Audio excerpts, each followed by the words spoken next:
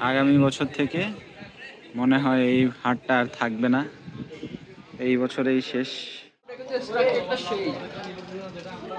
ব্যাপারী ভাইয়ের সাথে কথা বলতে চাইছিলাম, কিন্তু ভাই বলল যে না, আজকে না, শুক্রবারে আসেন, শুক্রবারে কথা হবে, শুক্রবারে দাম দর সব বলবো, শুক্রবারে ফোন নাম্বার দিব। আসসালামু আলাইকুম এভরিওয়ান, চলে আসলাম চট্টগ্রামের সাগরিকা গরুর হাটে। আজকে আপনাদেরকে সাগরিকা হাটের বর্তমান অবস্থা দেখাবো।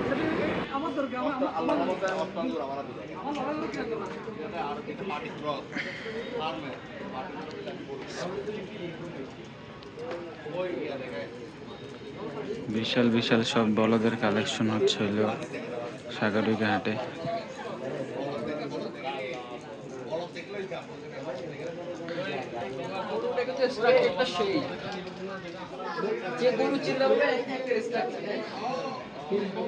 মাশাআল্লাহ, অনেক সুন্দর বলদগুলোর কালেকশন রয়েছে।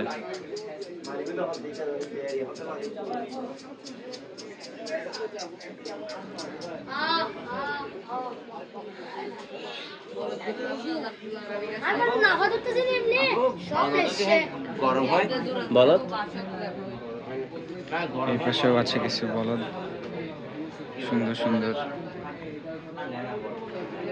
এখন রাতের বেলা তাই ভালো মতো বোঝা যাচ্ছে কিনা জানি না, কিন্তু একটা সাইজ মাশাআল্লাহ অনেক সুন্দর। আসেন একটু ব্যাপারী ভাইয়ের সাথে কথা বলি, দেখি কি বলে।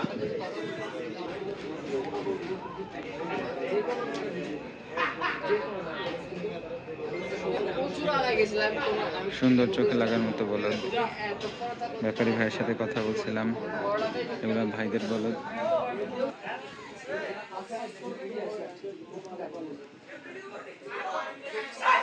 ভাইদের গরুগুলো যশোর থেকে আনা, সর্বোচ্চ 7 লাখ এবং সর্বনিম্ন 2.5 লাখের মতো দামের গরু আছে। গরুগুলো মাশাআল্লাহ অনেক সুন্দর।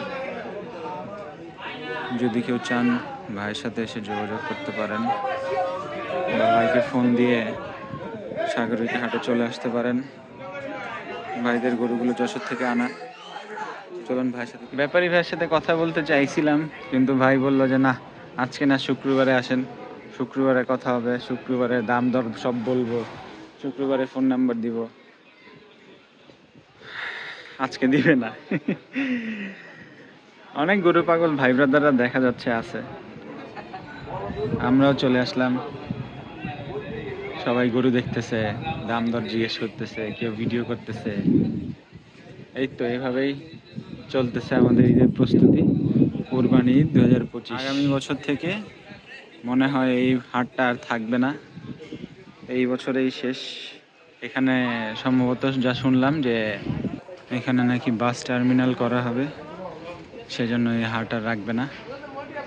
আমাদের মেয়র সাহেব নাকি এটাই উদ্যোগ নিচ্ছে। অবশ্য ফেসবুকে, তারপর সে নিউজে অনেক লেখালেখি দেখেছিলাম, আজকে আর কি ব্যাপারীদের মুখেও শুনলাম। সবাই ভালো থাকবেন, আল্লাহ হাফিজ।